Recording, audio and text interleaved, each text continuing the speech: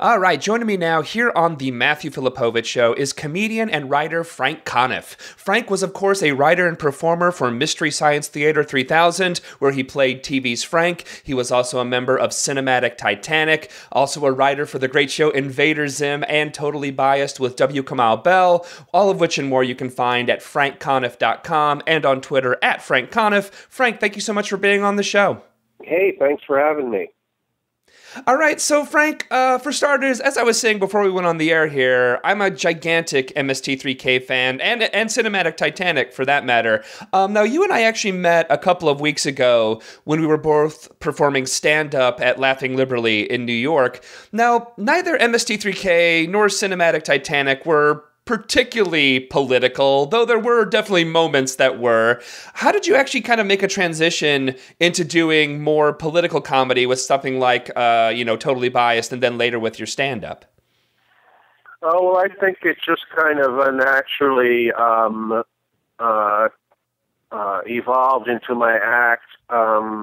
And my stand-up comedy that I still do, I do political comedy, but I do a lot of other stuff too. It's not the only kind of comedy that I do. So I think it's just a part of what I do as a comedian and as a writer. And I think that Twitter kind of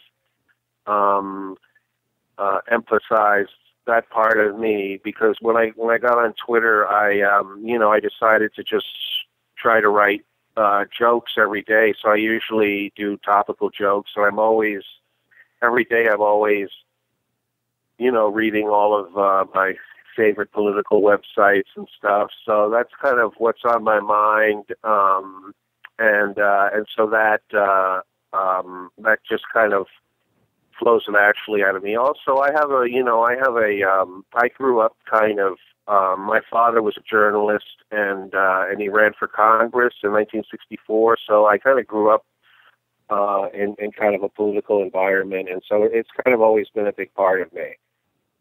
And it's interesting because I know, like, you were actually, a lot of the MST3K people, when you guys started that, like, a little bit about your background. I know you actually were born in New York City, but so was it, how did was it different kind of meshing with sort of the I'm from Nebraska, so I kind of have a very kind of Midwestern style myself. So, like, how was, obviously, humor is humor, but how did that, did your type of outlook kind of, and obviously it meshed well with those guys because they hired you and wanted you to be part of MST3K, but how did that actually, was it just kind of nice to have different types of perspectives when, attacking a horrible film?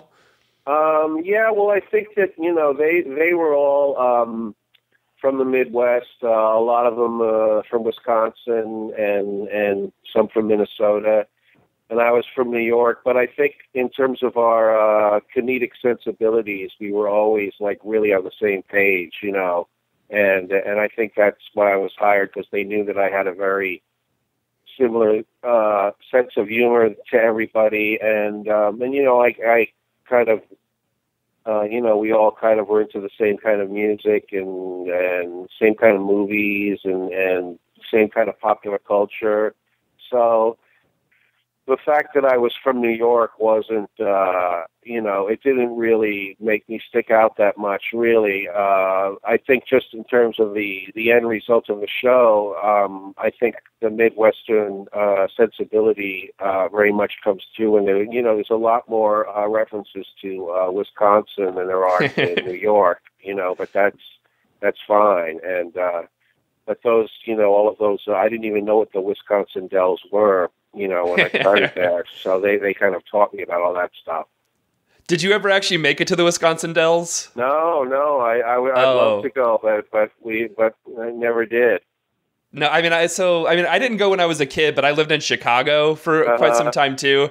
And man, the Wisconsin Dells are just like the wildest place, where it's just like this like crazy, as I'm sure you were told by the people there, just like these crazy like Tommy Bartlett's Robot World and Tommy Bartlett's like motor boat show, and just like this weird little like vacation oasis that they built, which with all this like mini golf. It was just this weird little destination out in the middle of nowhere, Wisconsin. I still haven't gone. I'd love to go, but I certainly heard enough about the water shows and Tommy Bartlett and all that stuff, which I'd never known about before. Yeah.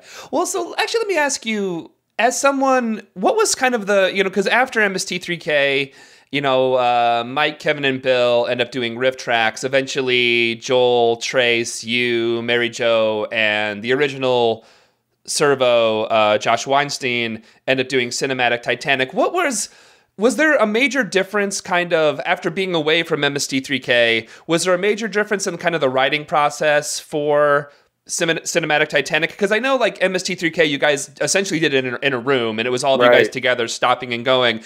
I know like Riff Tracks does it over Google Docs and stuff. So how did you guys actually, was cinematic Titanic, was it the same? Were you guys all together, or did you do it sort of differently? No, we did it together at first, because when we started, all of us were in LA.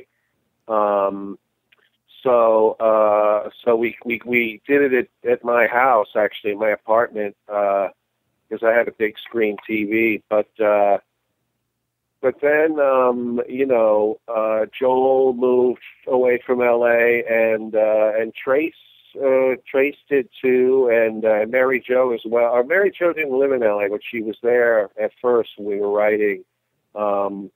So eventually, the only people in LA were Josh and myself, and then I eventually ended up in New York. So we all basically live in different parts of the country. So we all ended up just writing riffs into just going through the movies individually, and then putting the scripts together, and then editing them. And then when we get together in various cities to do the shows, we would meet in a conference room in the hotel like the day before the show, and we'd go through the script together. And then the script also, from doing the shows live, the scripts would change quite a bit just from doing them live, because, we would hear from the audience laughter, what was working and what wasn't working. And when something wasn't working, we'd change the line, or sometimes we just come up with lines during the show. So yeah, it was in terms of the writing process, it was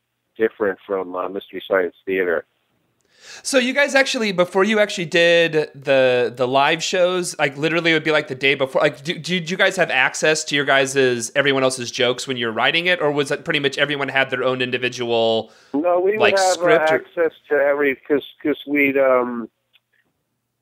I think we'd all just kind of take different sections, like we'd split the film up into 5 different sections, and each of us would write that one section, and then we'd send it to each other, but then everybody would go through everybody else's script and rewrite and add jokes, and